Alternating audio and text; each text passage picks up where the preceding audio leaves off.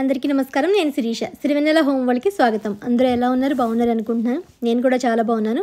ఏంటి శిరీష ఎక్కడికో రెడీ అయింది, మళ్ళీ ఎక్కడికో ఫంక్షన్‌కి వెళ్తుందని మీరందరూ అనుకోవచ్చు. లేదు, మా ఇంటి ఎదురుగుండా అపూర్వ ఉంటుంది కదా, మీ అందరికీ తెలిసి ఇంతకుముందు కూడా షేర్ చేశాను. వాళ్ళ ఇంట్లో సత్యనారాయణ వ్రతం ఉంది. సో అందుకని వ్రతానికి తగ్గట్టుగా కొంచెం ట్రెడిషనల్గా ఉండాలని చెప్పని ఈ శారీ కట్టుకున్నాను.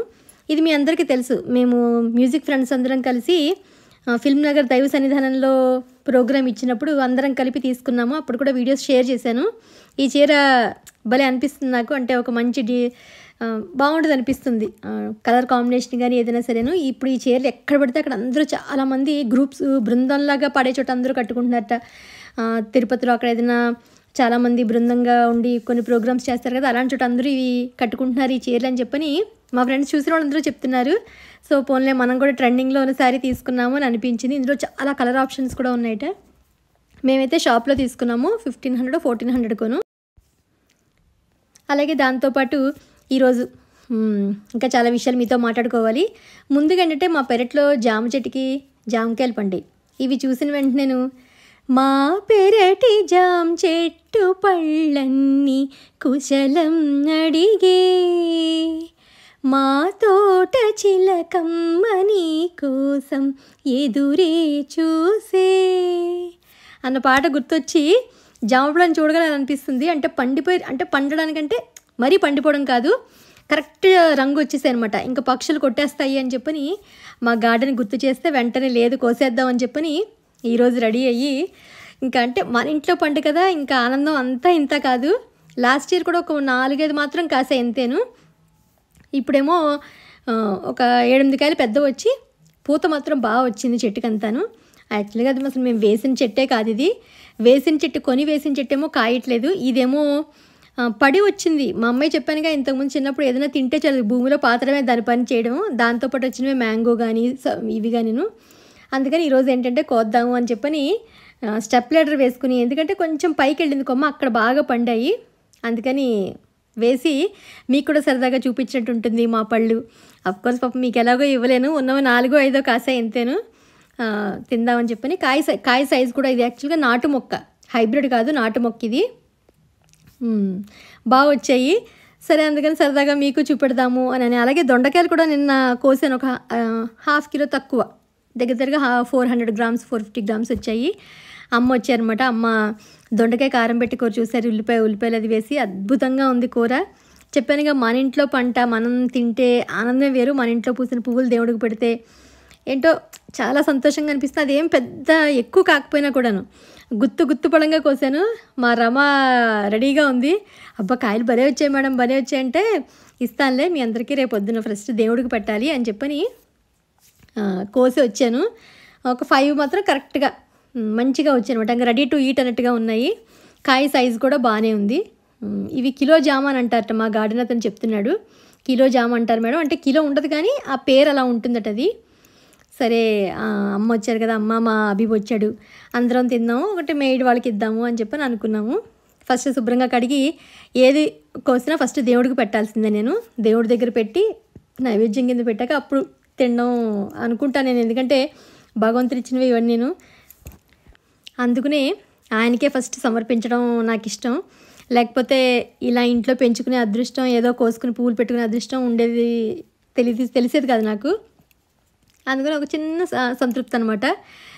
పువ్వులు పెట్టాక అనిపించింది, పైన వెంకటేశ్వర స్వామికి ఏంటో ప్లెయిన్గాను అలా సింపుల్గా ఉన్నట్టు అనిపించి, ఎలాగో నాకు క్లాత్ దండలు అవి ఉన్నాయి కదా నా దగ్గర, క్లాత్ అయితే పర్వాలేదు ప్లాస్టిక్ అయితే వేయకూడదు కానీ అని చెప్పి ఇంట్లో ఉన్న మాలను ఏంటంటే స్వామికి వేద్దాము చక్కగా అని చెప్పని, ఎలాగో ఇవి నేను అప్పుడప్పుడు డెకరేషన్కి అది వేస్తూ ఉంటాను కదా అని చెప్పని స్వామికి మాల కింద వేద్దామని చెప్పని వేశాను.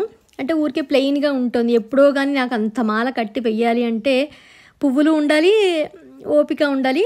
సో సరే ఎప్పుడైనా వేసినప్పుడు వేద్దాము, లేనప్పుడు అందంగా బాగుంటుంది కదా, మరి ఏం లేకుండా ఎందుకులే అని చెప్పని ఆ మాలని అటాచ్ చేసి స్వామికి వేసరికి ఎంత నిండుదనం వచ్చేసిందో ఒకసారిగాను. సరే ఆరెంజ్ కలర్ కూడా ఉంది కదా అని చెప్పని అది కూడా చిన్నదైనా కూడా వేద్దామని చెప్పని దాన్ని కూడా వేశాను. చెప్పాను అంటే ప్లాస్టిక్ పూలు వేయకూడదు అంటారు తప్ప, క్లాతే కదా మనం, అంటే మామూలు మన కాటన్ క్లాత్ కానీ పాలిస్టర్ క్లాత్ కానీ ఉంటాయి కదా, వాటితో చేసిన మాలలే ఇది. అందుకని నాకు వెయ్యాలనిపించింది. అంటే అందంగా ఉంటాడు కదా దేవుడు అని అంతే తప్ప వెయ్యకూడదు అంత ఆలోచించి చేసింది ఏం కాదు. స్వామిని అందంగా చూడాలంతే నాకు మాలలోను. మనం కొని వెయ్యాలి అంటే కోర్స్ అవి మాలలు ఒక్క రోజు కన్నా ఉండదు, వడిలిపోయినట్టు అయిపోతాయి కదా. అందుకని ఇలా వేద్దామని అనుకుని అన్నీ చిన్న చిన్న ఒక్కొక్క మూర కింద ఉన్నవన్నీ కలిపి కట్టాను అనమాట. అన్నీ కలిపి ముడి వేసి అప్పుడు వేశాను. బాగా అందం వచ్చింది. అప్పుడే నేను అంతకుముందు ఎన్ఎన్ ఈషా క్రియేషన్స్ అని జర్మన్ సిల్వర్ షాప్లోను స్ట్రింగ్స్ తీసుకున్నాను, డెకరేషన్ స్ట్రింగ్స్.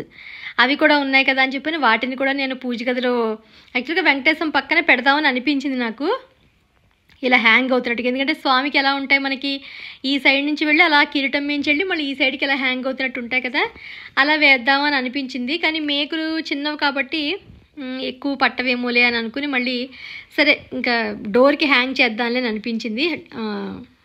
మెయిన్ డోర్కి, అదే పూజ డోర్కి హ్యాంగ్ చేద్దామని చెప్పని. నిజంగా అంటే ఒకసారి నేను కనకాంబరాల మాల వేశాను, ఒకసారి మల్లెపూల మాల వేశాను. సో ఆ రెండు కలిపి ఉంటే స్వామి ఎలా ఉంటారు అన్నట్టుగా అనిపించి భలే బాగుంది అనిపించింది చూడగా. నేను ఈ మాల కూడా ఎంతో బాగున్నట్టు అనిపిస్తాయి భలే, అంటే గుజ్జిగా మాల కూడా బాగుంటుంది. సరే కొన్నాళ్ళు వేద్దాం సరదాగాను. ఎప్పుడైనా మాత్రం ఒక మంచి మాల స్వామికంటూ కొన్ని మనకు మాలలు ఉంటాయి కదా ఫ్లవర్స్ తోటి మంచిగా అలాగా, వాటిల్లో ఎలాంటిది ఏమైనా ఎప్పటికీ ఉండేలాగా ఒక మాల కొందామని అనుకుంటున్నాను. ఇవేమో ఈ 2 స్ట్రింగ్స్ ఇక్కడ హ్యాంగ్ చేశాను అనమాట. సరదాగా బాగుంటాయి, ఊరికే అకేషన్కి తగ్గట్టుగా లేకపోతే ఏదైనా ఫెస్టివల్స్ వచ్చినప్పుడు అలా మనం తీసి పెట్టుకుంటూ ఉంటే కొంచెం లుక్ ఏదో తెప్పించవచ్చు, బాగుంటుందని ఒక ఉద్దేశం అంతేను. అలాగే ఇంట్లో రొటీన్గా మనం రోజు చేసుకునేదే సరదాగా ఈరోజు కూడా మీకు ఒక మంచి చట్నీ షేర్ చేద్దాం. తర్వాత సత్యనారాయణ వ్రతం మీకు వెళ్ళినప్పుడు దర్శనం అది ఎలా జరిగిందని చూపిస్తాను. మీరు కూడా ఈరోజు నాతో పాటు సత్యనారాయణ స్వామిని దర్శించుకోవచ్చు. చక్కగా మనం కూడా ఎప్పుడైనా చేసుకునే అదృష్టం మనకు కలిగించాలని చెప్పని స్వామికి దండం పెట్టుకోవచ్చు. అలాగే అపూర్వ వాళ్ళ ఇంట్లో లేడీస్ అందరికీ అనమాట లంచ్ అది అరేంజ్ చేసింది. అవన్నీ కూడా వీడియోలో కలిసి చూద్దరు. కానీ మీరు ముందు పుదీనా టమాటా పచ్చడి అని చెప్పాను కదా, నేను ఎక్కువ చేస్తూ ఉంటాను ఆకుకూరలతో టమాటా కలిపి పచ్చడి. ఏం లేదు, కొంచెం బాండీ పెట్టుకోవడం, ఒక చిన్న బాండీ పెట్టి అందులో కొంచెం నూనె వేసుకుని పుదీనా టమాటా అన్నీ కలిపి వేసేస్తాను నేను. ఇంకా ఏ ఆకుకూరైనా సరే మన ఇష్టం, బీరకాయలైనా ఆనపకాయల తొక్కులైనా ఏదైనా సరే అవి టమాటాలు కలిపి దాంట్లో కారానికి తగ్గట్టుగా పచ్చిమిరపకాయలు, అలాగే ఒక 7-8 వెల్లుల్లి రెబ్బలు, ఉప్పు, పసుపు, చింతపండు, బెల్లం, ఇంకా ఇవన్నీ ఇంగ్రీడియంట్స్ కామన్. చింతపండు ఎప్పుడైనా వేస్తే బెల్లం ఖచ్చితంగా వేయాలి. ఇంతకుముందు కూడా షేర్ చేశాను నేను మీకు. చాలా టేస్ట్ చాలా బాగా వస్తుంది. ఇంకా పసుపు, ఉప్పు ఇంక ఇవన్నీ కామన్ కదా, ఇవన్నీ వేసి దగ్గరికి గుజ్జులు అయ్యేంత వరకు మగ్గబెట్టడమే అంతే.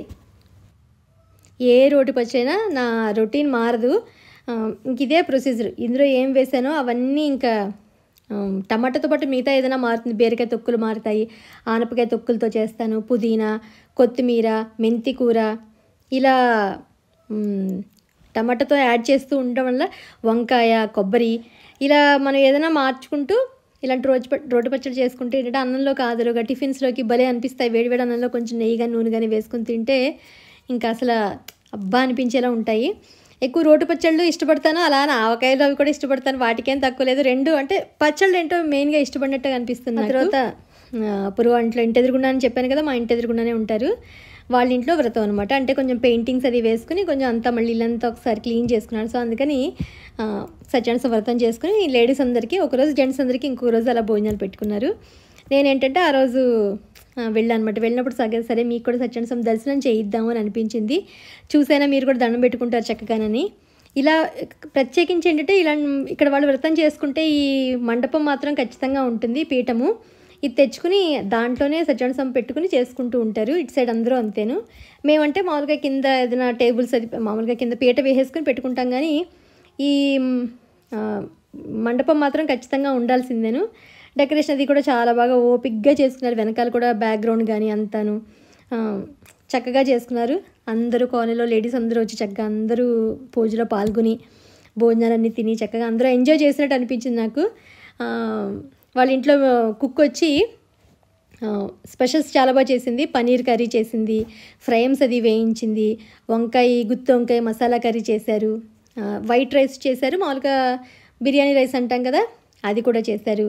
అలాగే పాలకూరను మామిడికాయ కలిపిన పప్పు ఎంత బాగుందంటే అంత బాగుంది అసలు చెప్పాలంటేను. అలాగే బ్రెడ్ హల్వా ఏదో చేశారు, సాంబార్ చేశారు.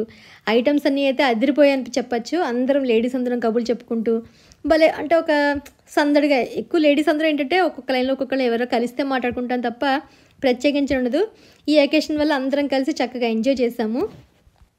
పూజ అయిపోయిన తర్వాత హారతి పాట పాడమంటే వెంటనే నేను శ్రీ సత్యనారాయణ సేవకరమ్మ పాట అందుకుని వెంటనే పాడితే పంతులు గారు శభాష్ అని అన్నారు. అంటే ఇంతమంది ఆడాళ్ళు ఉన్నారు కదా, ఎవరైనా పాట పాడండి అనగానే వెంటనే అందుకుని పాడాను. భలే బాగుంది అనిపించింది, సంతోషంగా అనిపించింది. ఇది ఈరోజు వీడియో, సరదాగా మీ అందరికీ షేర్ చేద్దామని అనిపించింది. ఆడవాళ్ళందరం కలిస్తే బోడని నవ్వులు హడావిడి అసలు తెవలదు. ఫుల్ టైం అంతా మంచిగా స్పెండ్ చేసి వచ్చాము. అలాగే ఈరోజు మా జాంకాయలు ఎలా ఉన్నాయి, మా దేవుడు మా వెంకన్న ఎలా ఉన్నారు, అలాగే తప్పకుండా అన్నీ మీకు నచ్చినవి ఏమైనా ఉంటే తప్పకుండా కామెంట్ సెక్షన్లో తెలియజేస్తారనుకుంటున్నాను. ఇది ఈరోజు వీడియో మీ అందరికీ నచ్చిందని అనుకుంటున్నాను. రేపు ఒక ఇంట్రెస్టింగ్ వీడియో తీసుకొస్తాను, మీ అందరికీ యూజ్ అవుతుంది ఖచ్చితంగాను. రేపటి వీడియోలో ఏం చూపిద్దాం అనుకుంటున్నాను మీకు అవన్నీ రేపు తెలుస్తుంది, ఐడియా వస్తుంది మీకు. సో ఇది ఈరోజు వీడియో. మళ్ళీ ఒక ఇంట్రెస్టింగ్ వీడియో తోటి మిమ్మల్ని అందరినీ కలుస్తాను. అంతవరకు బాయ్.